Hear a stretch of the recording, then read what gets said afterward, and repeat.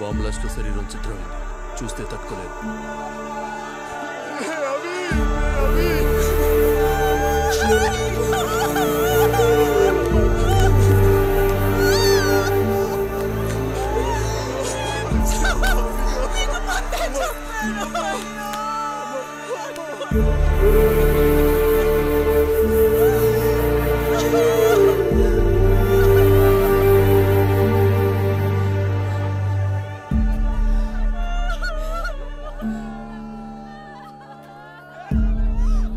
తప్పకుండా తిరిగి వస్తాను.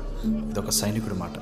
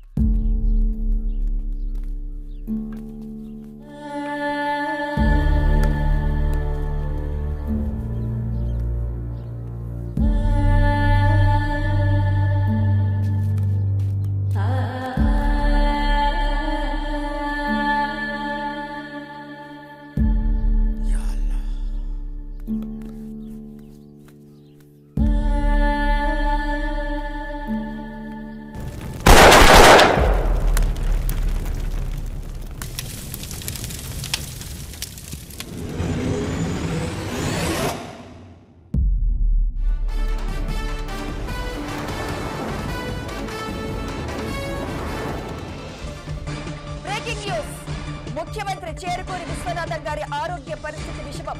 ఆసుపత్రికి తరలింపు. హడావిడిగా బయలుదేరిన బడా నేతలు.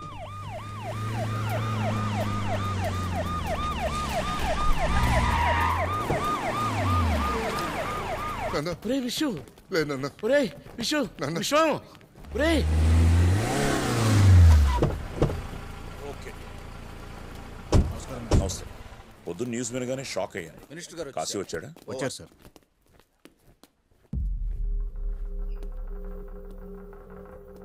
కాశీ, ఐఎమ్ సారీ, నాకు ఇప్పుడే తెలిసింది.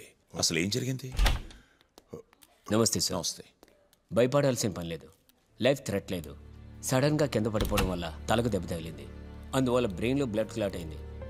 ప్రస్తుతానికి రైట్ సైడ్ పార్ట్స్ పనిచేయకపోవచ్చు. డాక్టర్, ఏంటి డాక్టర్ మీరు అనేది?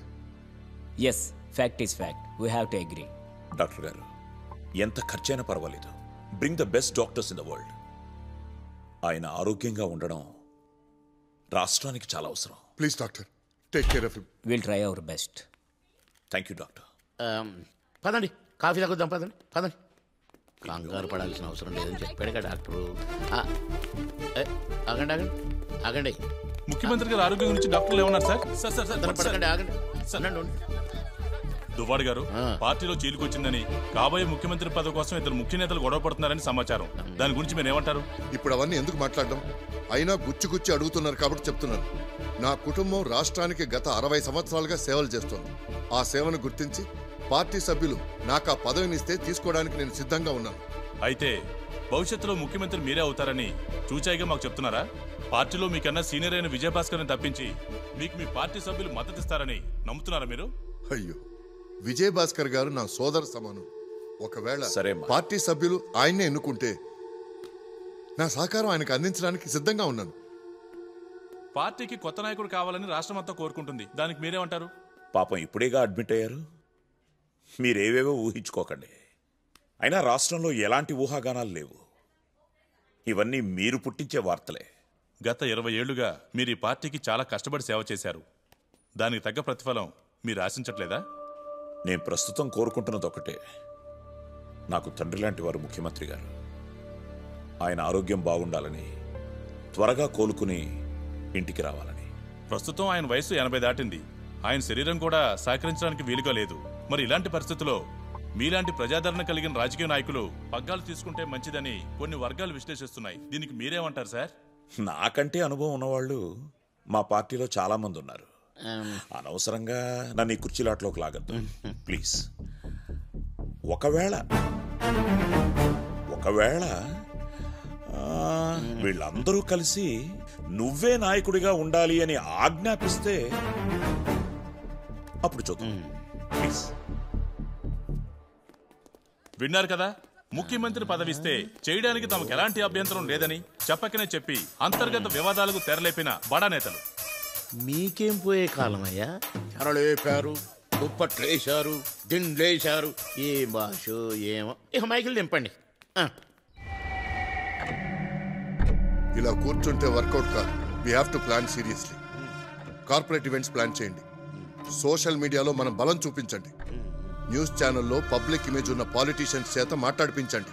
అందరూ మనకు ఫరగానే మాట్లాడాలి. కాశీ, విజయభాస్కర్ కూడా చిన్నుడేం కాదు. ఎంతో మంది సీనియర్ నాయకుల్ని దాటి ఈరోజు సీఎం రేసులో ఉన్నాడంటే నువ్వు ఒకసారి ఆలోచించు. అసలు విజయభాస్కర్ వీక్నెస్ ఏదైనా ఉందని తెలిస్తే డైరెక్ట్ గా మాట్లాడి ఆడిని పోటీలోనే లేకుండా చేయొచ్చు.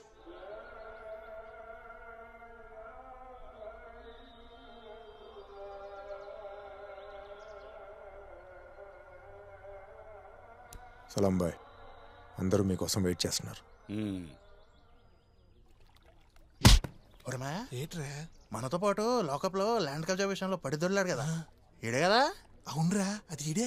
ఒక మినిస్టర్ కొడుకు యాక్సిడెంట్ కేసు మీద వేసుకున్నాడు. దెబ్బకి ఎమ్మెల్యే అయిపోయాడు అన్నయ్య.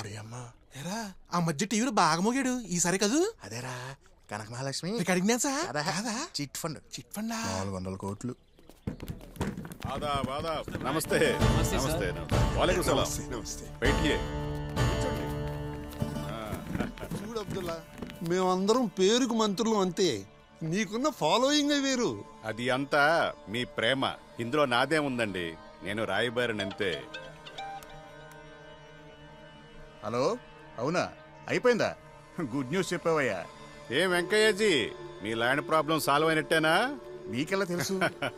మినిస్టర్ యేసుపాదం గారు, అయ్యా, మీ అల్లుడి గారి hospital land permission file. Thank you.